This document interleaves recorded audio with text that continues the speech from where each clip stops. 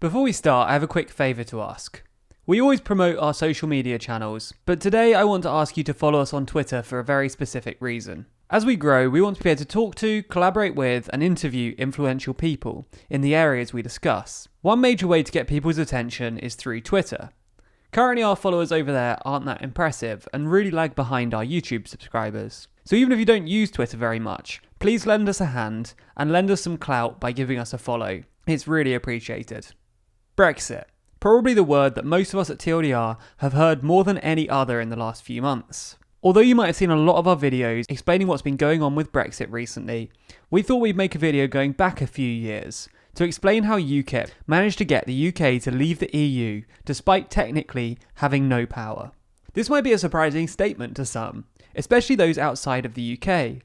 UKIP and their former leader Nigel Farage have always been at the centre of Brexit discussions. They're so intrinsically linked with the topic, it's hard to believe that they've never actually held much political power. UKIP, or the United Kingdom Independence Party, were founded in 1993. This means that they took part in the 1997 general election, but gained no seats. The same happened in 2001, 2005, and 2010. The first time they won a seat was in 2015, and they only got the one. In 2017, they failed to gain any seats. Before UKIP fans get on my case, they did have a couple of MPs at one point, when two Conservative MPs defected to UKIP. However, they've only ever been able to get one MP elected. This isn't to say that they weren't popular with the public, though. The UK's electoral system, first past the post, doesn't do UKIP any favours, and tends to give better results to bigger parties. For example, when you look at the results of the 2017 general election, the Conservatives, Labour and SNP saw their representation inflated from the public vote, while smaller parties like the Liberal Democrats, Green Party and UKIP saw their totals reduced. When it comes to the public vote, UKIP reached their peak popularity in 2015, when they managed to achieve 12.6% of the public vote.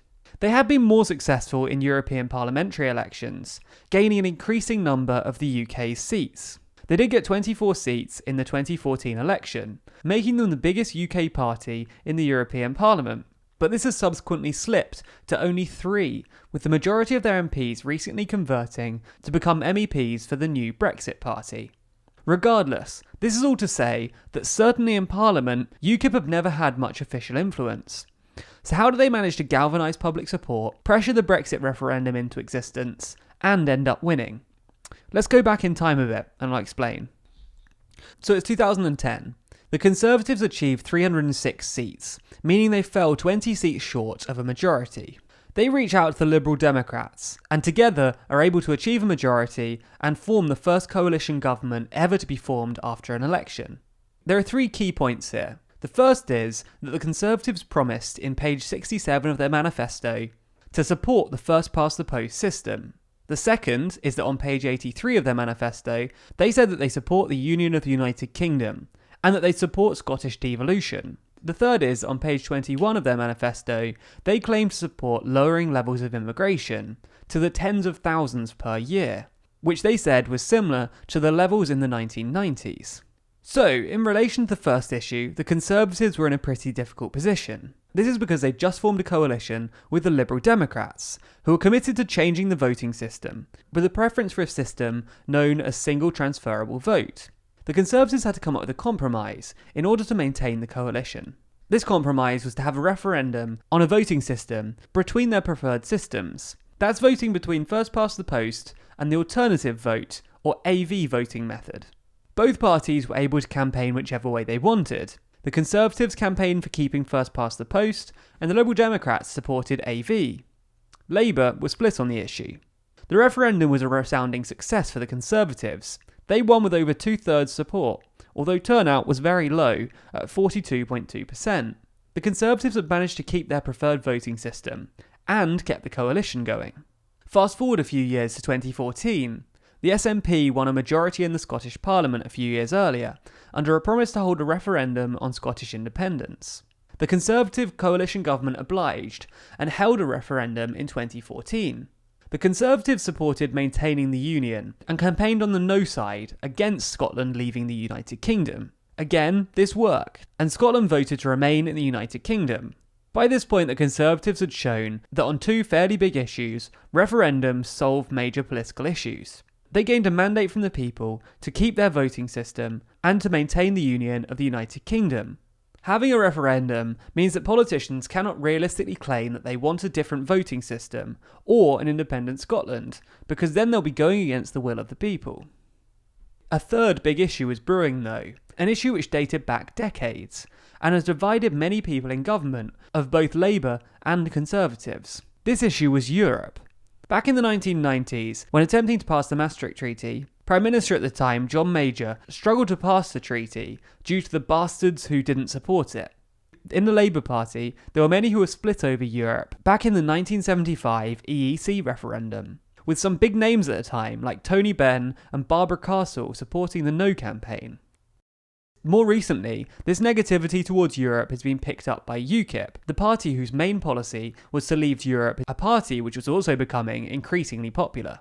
In 2014, they won a plurality in the EU elections, beating both Labour and the Conservatives. In fact, as we mentioned earlier, two Conservative members of Parliament, Mark Reckless and Douglas Carswell, left their party to join UKIP, technically giving UKIP 2 MPs in Parliament. In addition, the leader of UKIP at the time, Nigel Farage, had a televised debate with then Liberal Democrat leader Nick Clegg, someone who's vehemently supported remaining in the EU. They debated the pros and cons of the European Union, and Farage was seen to have won, with a poll suggesting that 69% of those who watched seeing him as the winner. It's therefore understandable why the Conservatives were worried. They failed to form a majority government in 2010, and in 2014, UKIP were doing very well. Not only that, but Farage was attacking the government on their 2010 promise to reduce immigration to the tens of thousands. At the end of 2015, the migration figures were 330,000 according to the ONS. Farage capitalised on this and made many arguments about immigration, trying to persuade people to vote Leave and support his party. So the success of UKIP and the rising anti-EU sentiment that they'd fostered scared the Conservatives.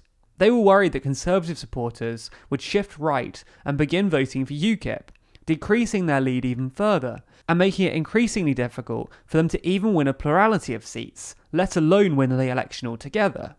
Therefore, the Conservatives promised to hold an in-out referendum in order to try and solve this issue. One important thing to note is that the 2015 general election was not meant to result in a majority government. Many pollsters, pundits and journalists predicted a hung parliament with another coalition forming.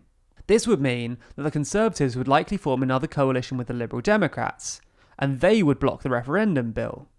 Meaning it's possible that even when the government made this promise, they were pretty much certain they'd never actually be held to it. But the pollsters were wrong, and under the Australian campaign manager, Lynton Crosby, the Conservatives won a majority government for the first time since John Major in the 1990s. A referendum now had to be called. They gained power by promising a referendum, so they had to deliver. However, like the AV and Scottish referendums, all the Tories had to do was win, and undoubtedly the issue would be put to bed for at least a few years. UKIP wouldn't be able to claim they represented the will of the people if Remain won, as it would be clear that the UK's position in Europe was backed by the people. Cameron and the Conservatives could then forget the whole Brexit issue and get on with doing the other things they had in their manifesto. This isn't exactly how things played out though.